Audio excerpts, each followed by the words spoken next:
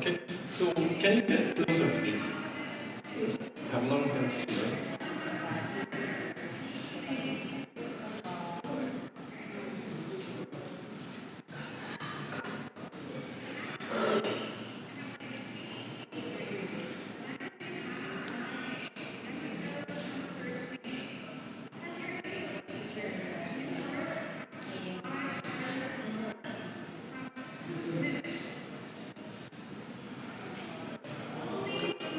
Okay.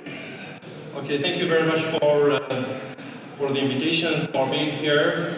I'm Khalid. I'm so honored to speak about Philippine movies for better in-class engagement and community empowerment. So before starting, I want to ask you a question. Who is familiar with flipped learning? No one. All right. So maybe it's going to be an opportunity to explore this new methodology. So before starting, I want to tell you a story. When I was a kid, in my middle school, we had an amazing teacher. His name was Mr. Ahmed al-Barrad, the teapot. He considered himself as a teapot because he believed that he was the source of information and the source of knowledge. And we were empty, innocent glasses, just reading for the moment we can swallow anything he dictates. Actually, we had a great time with Mr. Ahmed because we really enjoyed when watching him sitting on his desk, swaying from side to side, recounting his lovely lessons and stories. That was in the 1980s. And the same thing he used to when he was a teacher in the 1970s and also 60s. But what is surprising is teachers now in the 21st century are still teaching the same way my friend did earlier in the past. Despite the implementation of technology, I believe there is no difference between this picture and this one. So both the classes look like teacher-based classes, or teacher-centered classes, or let's say knowledge-based classes. So do you believe that students in the 21st century need knowledge-based class or skill-based classes? Last month, in my school, we had a lesson about the world in the fourth industrial revolution.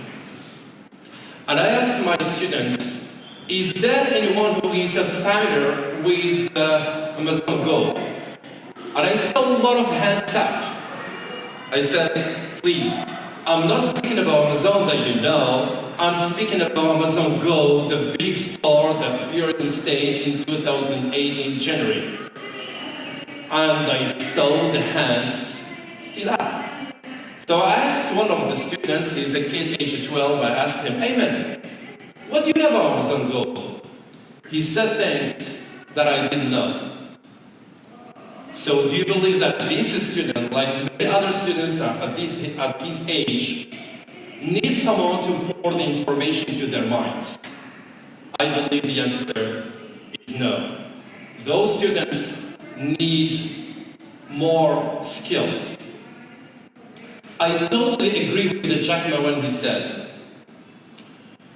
the things we teach our children are things from the past 200 years. It is knowledge-based. And we cannot teach our kids to compete with the machines, just because the machines are smarter. And I also agree with Barbara Christian when she said, students need 21st century skills to meaningfully participate in our digital world, rather than being steamrolled away. Unfortunately, the way we are teaching the students, we are not helping them integrate the 21st century. They are, and they will be steamrolled. And just look and think about the number of the workforce now living on the margin of the digital world. The question, is it due to the lack of knowledge or because of the lack of skills? Again, I believe the problem is more about skills, it's not about knowledge. But we have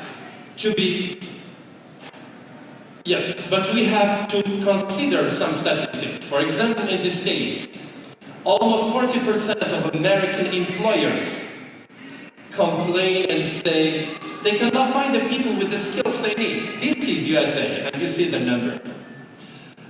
In the coming years, we have 47% of jobs maybe automated away. And it is estimated that 65% of children entering primary school today will ultimately end up working in job types that do not yet exist. Nevertheless, we should be optimistic because there are a lot of approaches and methodologies that really pave the way for a better and brighter future. And one of these methodologies is the flipped learning. It remains as one of the most successful methodologies because apart from promoting a new vision to teach in different subjects, it focuses on building leadership and socio-emotional skills. So maybe one is going to ask me, what is special with this flipped learning? Especially I asked the question at the beginning, and I said, who is familiar? And they didn't see any hand up. So now maybe someone will say, what is this flipped learning? Flipped learning actually is totally different from the conventional methodologies that are adopted nowadays in many countries. Knowing that this methodology appeared in States in 2007, and now it is adopted in 49 countries. So we hope we're going to have more people adopting this methodology. So the differences are so many, but I'm going to focus on two. The first one is the space use, and the second is the class time use. So flipped learning has redefined the space use and has given a new dimension to the class time use to boost creative learning. Starting with the space, and here I'm going to start first with the individual space. That can be home, that can be library, and even a class. So the home is no more that place where the students complete a number of exercises called homework, which represents frustration and monotony for both the parents and their kids and even for teachers. The home is a place where the students complete a number of cognitive skill building activities, and they get ready for the upcoming non-cognitive ones that are going to take place in class. So when the students go to the class, or we call it the group space, so it's no more that place where they're going to find the teacher who's going to pour the information into their minds. The class becomes a large workshop where the students are freely and in friendly atmosphere. They can walk, they can talk, they can discuss, they can share, they can do plenty of activities together. And they are like bees of practicing, analyzing, evaluating, interpreting, experimenting, innovating, and promoting their products. The class time takes the value it deserves. The students feel the amount of time they are actively engaged in learning.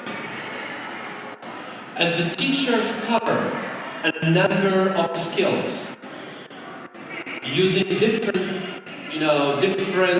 activities through different strategies that can start with interaction, critical thinking, going through communication, and ending up with innovation and product promotion. I have been flipping my lessons since 2013, 2014. And since then, I have clear-cut revolutionized my way of teaching. I feel that my classes become more interactive and more engaging.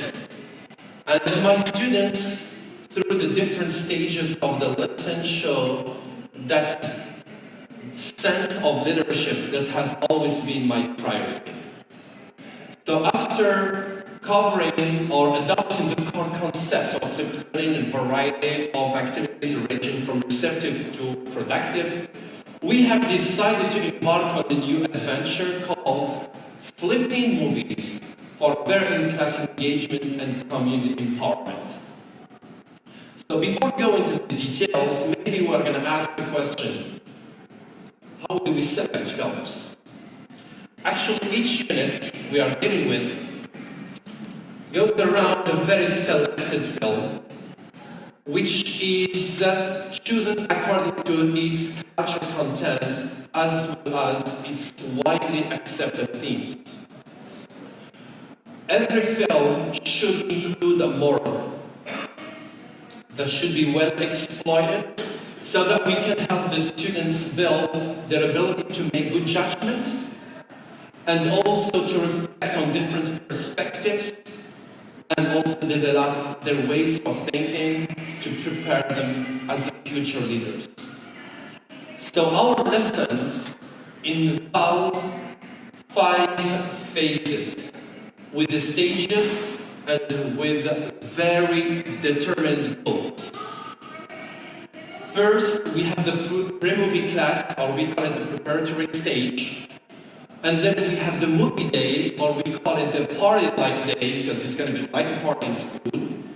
Then after we go to the out-of-class activities, or we call it the instruction day, and it is very similar to what we do in conventional classes when we prepare the students for the coming stages. And then the students go to class, so where we have what we call the in-class activities. And as you see, we do more practice, and a lot of production, and a lot of promotion. So the last phase, and I want you to consider it because it's one of our greatest priorities, is the post-class activities. Since we take the students from what we call thinking out of the box to acting beyond and out of the walls. So I'm going to try to develop each single phase and stage with some examples. Starting with the pre-movie classes, or preparatory stage.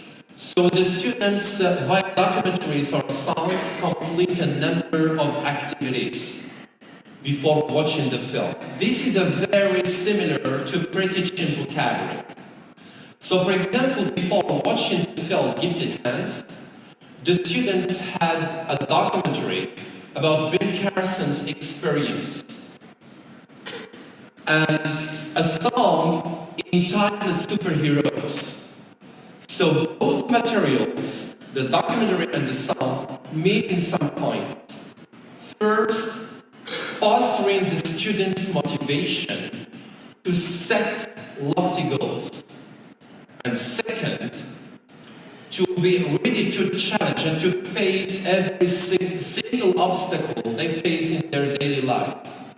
And number 3, enjoy success and keep their dreams alive. So then, before we continue, when we go to the direction, so when we give the students what we call the background knowledge, for sure we are going to increase their motivation when we are dealing with the film. And also we encourage a more focused viewing of the film. Students are going to be more interested when the film is going to start, when they're going to watch the film. This results in a greater stimulation of the material, that's great. And also we promote a stronger subsequent analysis, which is one of our priorities, I said at the very beginning, because we target more the skills than the knowledge.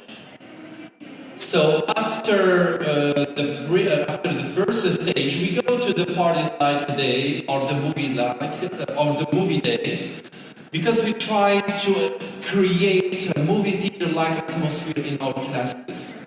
In darkened classrooms with the large TV set, sometimes using the data show, The students sit in rows, they can eat their popcorns, they can drink whatever they bring, and note taking is not obligatory because they're going to have some work to do out of class, so they don't need to take any notes. It's more about fun. So after completing the fun time, we go to the out of class activities where the serious time class starts. We also call it the instruction day. This is the last film I dealt with. It's about minimalism. It's a documentary about the important things that people can keep in their homes. So the out-of-class activities last most of the time 20 to 45 minutes. But when we have advanced classes, sometimes it can last for 1 hour to 1 hour 15 minutes. And it covers a lot of questions. The first question is the visual intelligence. We do believe that our students nowadays don't pay much attention to the smallest details. Why these small details make a difference? So every class, every out-of-class activity starts with visual intelligence. They have posters, they have cartoons, they have pictures to interpret, to describe, and sometimes to connect ideas related to content. For instance, this is an example of the last visual intelligence activity I had with my students. So this is a paragraph written by a student. You can have like 30 seconds to just have a look. Okay, it's about, the lesson is about minimalism, it's about lifestyles, and this is the picture I suggested. It's about mass media. And this is a paragraph written by a student, and it is incorrect.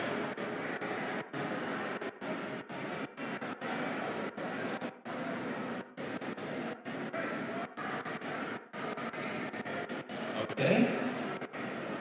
And this is a rubric that we use in class for peer-to-peer assessment.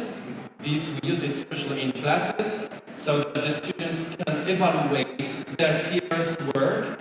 And as you see, the criteria that we focus more, number one is creative fluency, creative flexibility, then we go to connection between description and interpretation. And then we have paragraph organization, then we go to language mastery, vocabulary, and grammar use. And this work is done by the students in class. Okay? All right. So after visual intelligence, we have another question related to language. So this, we try to focus more on vocabulary and pronunciation. And we go to listening, reading comprehension, and we know that listening and reading comprehension represent some of the greatest challenges for EFL students. Maybe you feel that when they take like the TOEFL. Number 4, we have writing a summary. The summary is very easy because all what they have to do is they collect all the comprehension answers and they connect accurately and everything is done. And fifth point is preparing 2 smart questions. Every weekend, the students are asked to prepare 2 questions related to the out-of-class activities. I insist on that because I believe that teaching our students to think correctly and to work on the right questions for the right situations should be one of the priorities in every single class. And this should grow with the students, okay, along the years. So the primary objectives are, when the students complete the out-of-class activities, and when they are in class, the first thing that we're going to see is that demonstration of their linguistic proficiency. We see the students when they're in class so excited and so motivated to show what they have been doing, because when they come to class, they are all the same. So there is no student who is going to be left behind. So all of them are working together. And the second thing they try to demonstrate is their cognitive development. As I said at the very beginning, what is about cognitive, it takes the place out of class. So we keep the classes for more non-cognitive skill activities. Before moving to in-class activities, I want to highlight and I want to shed light on a very interesting point, the types of questions.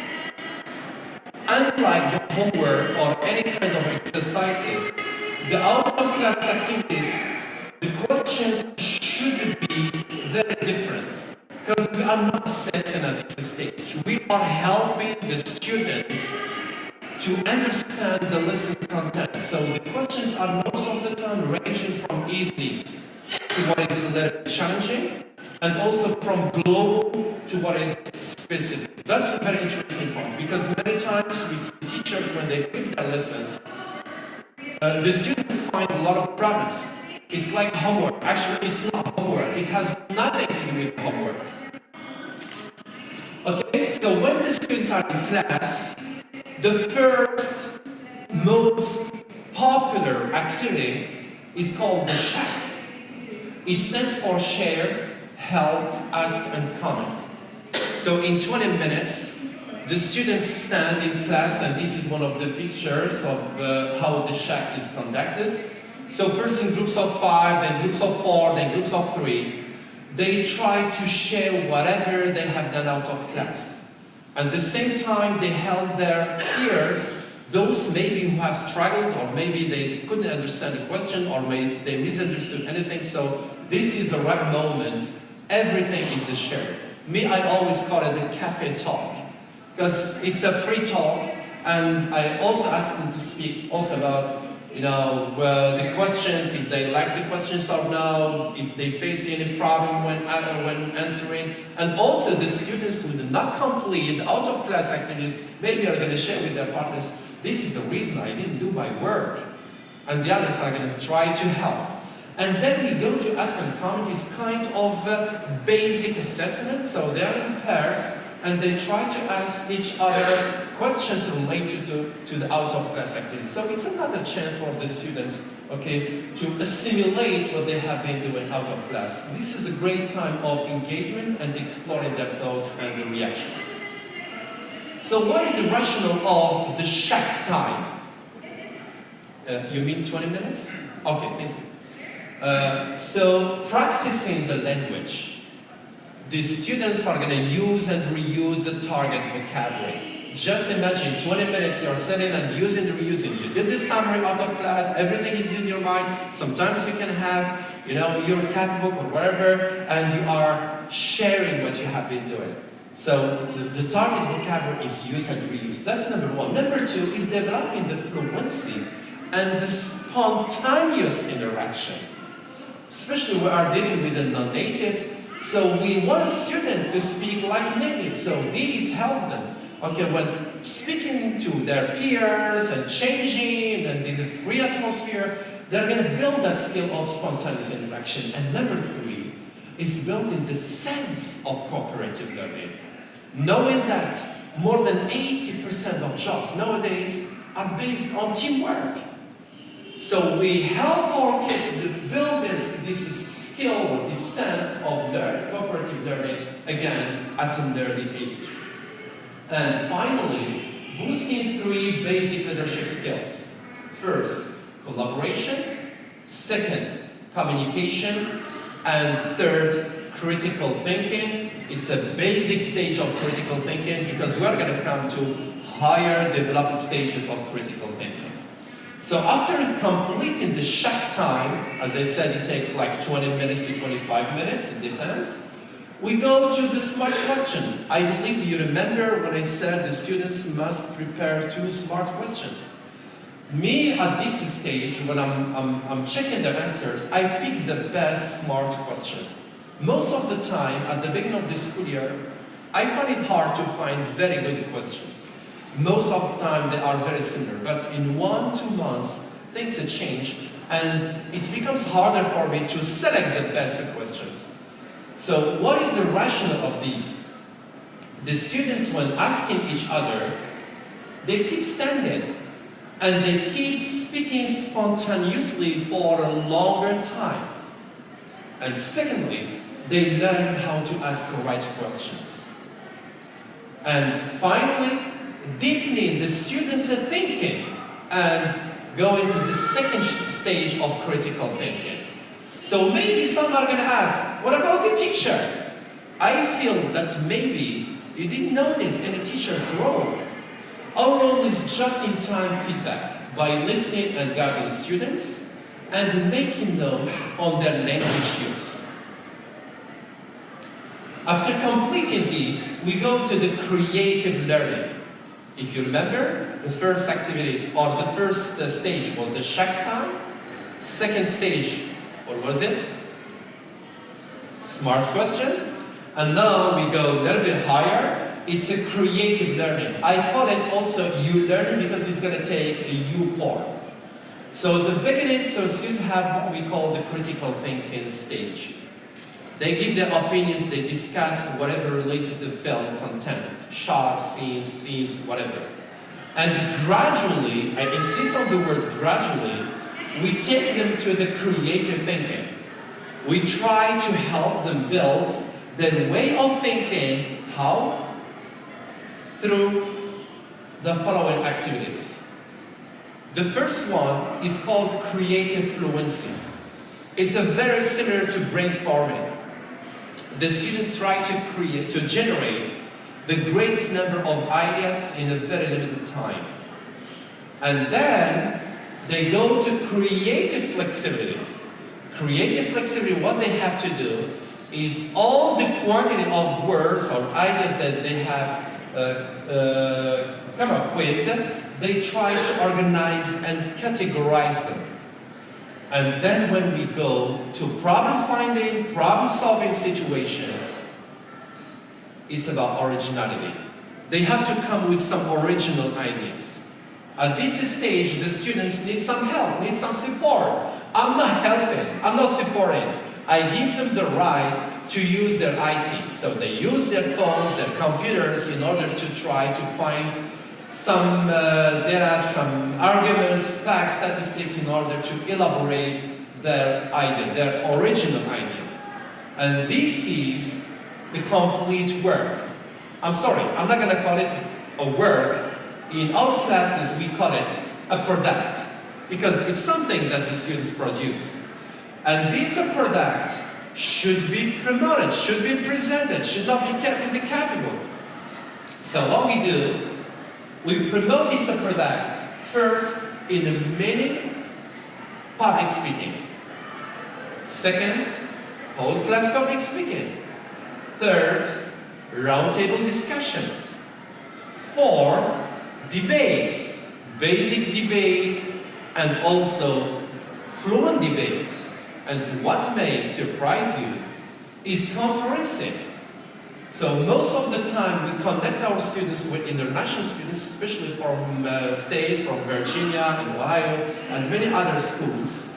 We connect them, they watch the same films and they try to discuss it together. Or we invite some speakers, and the last speaker we had was Mr. Amin. He is an IT engineer, he works for Google. When we were speaking about the world in the fourth industrial revolution, he was invited and he spoke about Google, how it's working, and all the details that students need at that moment. Okay, now we go to the last phase, which is a post-class activity. We also call it cultural activities in the public, CAP. We take the students from thinking out of the box to acting out and beyond the walls. The students are supposed to be engaged in some some cultural and social activities. This is the best way to assess their mastery of the lesson objectives, which balance language learning and leadership skill building. For instance, after completing the film Little Red Dragon, the students were engaged in an activity called No Child Left Behind. This is an annual activity. We have been doing this for 6 or 7 years. So they start with the bake sale activity. They collect donations. They buy clothes, books, shoes for more than 400 students studying in 4 primary schools. After completing this film, Coach Carter, 2 months ago, we had a campaign called Sports is More Than a Game.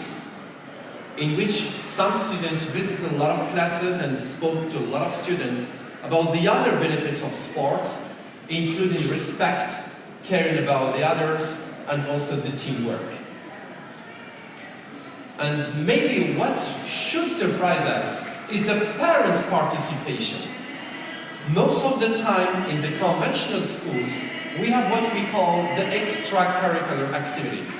What we are doing is a part of the lesson. Each unit, parents are involved because we have tried to convince them that their role is not limited just to help their kids to do their homework. What is the priority of this age? Is the skills, helping them building their leadership skills. So the parents are conscious of their role now. So they are physically, emotionally, and intellectually involved in different activities that students do, the community service activities. And also it has another benefit, is dispelling any kind of illusions. Most of the parents believe their kids are heroes. Oh, you know, my kids, they get best marks, but this is the situation that shows their true colors. Do you know really your kid? Do you know really his competences, his potential? This is the moment they can do that. Also, the kid-parent engagement is a fun. Just, you see when you are with your kids and working like in volunteer work, how great it is and how proud the kids feel at that moment when seeing their parents involved. Before completing, I want to share with you a survey I conducted last summer. I interviewed 65 families to know their opinions about flipping films for better in-class engagement and community empowerment. 91% of them confirmed that their kids become more interested in community service. And they said that their kids become better speakers and more interested in people's problems and environmental issues. Yes, thank you. And 70% of the parents confirmed their personal participation in community service. Just when you see this number, parents, 70% of parents feel that they have to be involved with their kids. And 95% of them assert that they highly motivate their kids to be more engaged. To conclude, Flipping Movies has offered precious time to think how to turn the in-class works into meaningful actions in the larger society. And thank you very much.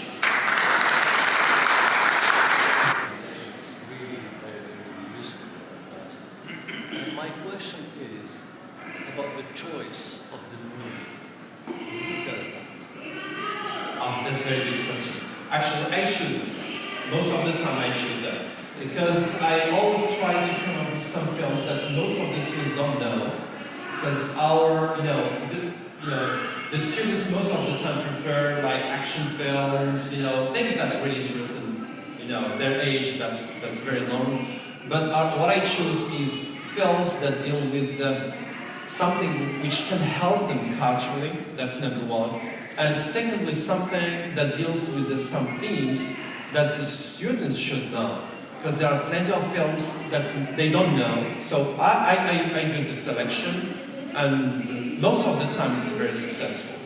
So sometimes I ask a question like, is there a type of films you prefer? But what I see is it's not really that we need in school, okay? Because you have to find something that is more educational. And most of the time, I try to find films based on true stories. Because, when dealing with leadership, you have to keep motivating the students. And I believe that most of them remember all the films that we're dealing with. How long does it usually take from the pre to the post-class activity? I mean, is this take place within a week, a couple of weeks? You mean the post? From the beginning to the end. Oh yeah. Thank you very much. Thank you. Actually, it takes 6 weeks.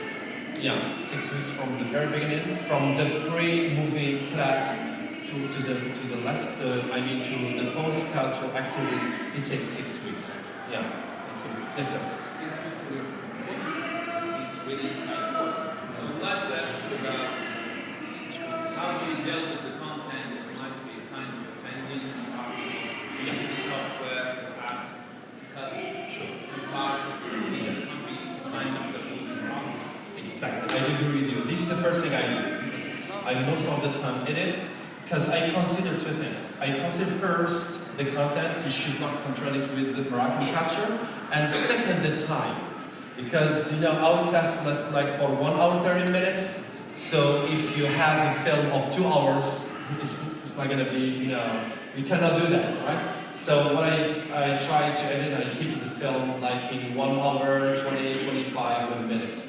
Especially sometimes when we have low classes, you have to pause, you have to ask them some questions just to feel sure that they are following. And you need to edit, you need to do that. Yeah. Thank you, sir. Yeah. Yes, sir.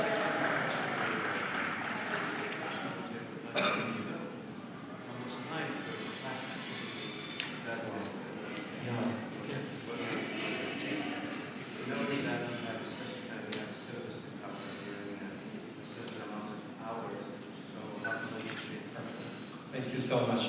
Actually, we have 2 classes per week. Any curriculum. So I design everything at the beginning of the school year with the teachers in my center. So we design everything and we plan every stage and everything how it should work, and it's done. Right? So we don't have much classes, and we don't give extra class. We focus on preparing the students for building their skills rather than working on Yes, sir. Thank you for your engaging presentation. My question is simple. Like during this success, I would say experimenting with flipped learning, have you faced any challenges? And if ever, how have you dealt? That's great. That's a very good question. Actually, so we have to prepare them how to use like a Google Drive. Now we post most of our work on our website, but how they deal with that. At the beginning, it's a little bit frustrating for the students and for their parents, but like 1 2 weeks, it becomes fine. But the other problem that's actually it's also for people when they have their homework. Sometimes you feel some students will not do their out-of-class activity. And if they don't do it, it's a big problem. So at that moment, you have to be very severe with the students. Okay, we don't do that. And we try to find different options so that they complete it. Some of them sometimes, not in my center, but I heard somewhere they say, what about IT? People don't have internet. I feel that we no more have this problem with internet. And also they can do. We always have a lab in school where they can do their work if they don't have internet in their home. So those are some of the problems. And but gradually, and sometimes the students feel that if they miss an out-of-class activity, it's going to be harder for them to follow. So next class, they say, if they don't receive or they don't do the work, they say, please, can I have an extension? Please, I want to complete my work. And that's fine. Okay, so they can do it. Okay? Yeah. Yes, sir. Yeah.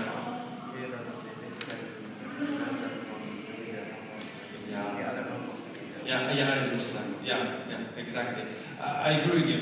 So what we do is question connect with the parents. When you involve them and they prepare and they cook and they bake and they sell and they do whatever with their kids, that means they are conscious about the importance of giving them that chance to use their computers and their phones, okay, to complete their work. And we always tell them. I always send the work on Thursday, and I have to check the answers on Tuesday. So choose whatever time you prefer and give your son or your kid the phone or tablet to do their work. So I always insist on that, and the parents feel that it's an obligation, because they understand. At the beginning of the school year, we have a parent meeting in which we speak about those points. This is what they have to do. This is what they should not do. Okay? Yeah. No, so we edit, so we take some parts that actually we don't need. So most of the time, content they do. So I have never faced any kind of problem with that. Yes, sir. Sorry. Thanks. Yeah. Yeah. Yeah. And I'm wondering whether the teacher has performance about the cinema techniques. What they are referring to. And the 2 minutes? No.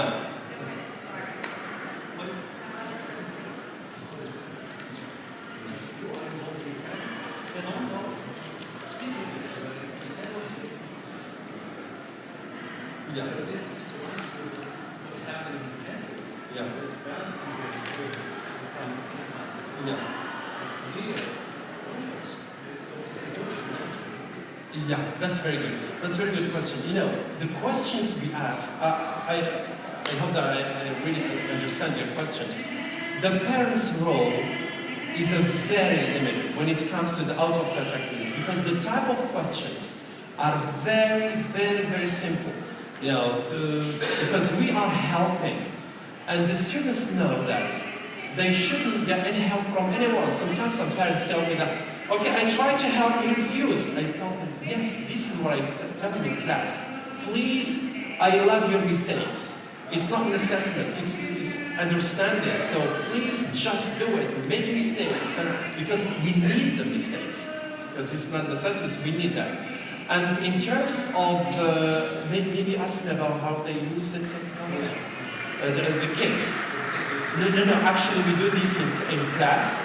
Oh yes, we teach them. And also, when we have some, please can you give me 30 seconds?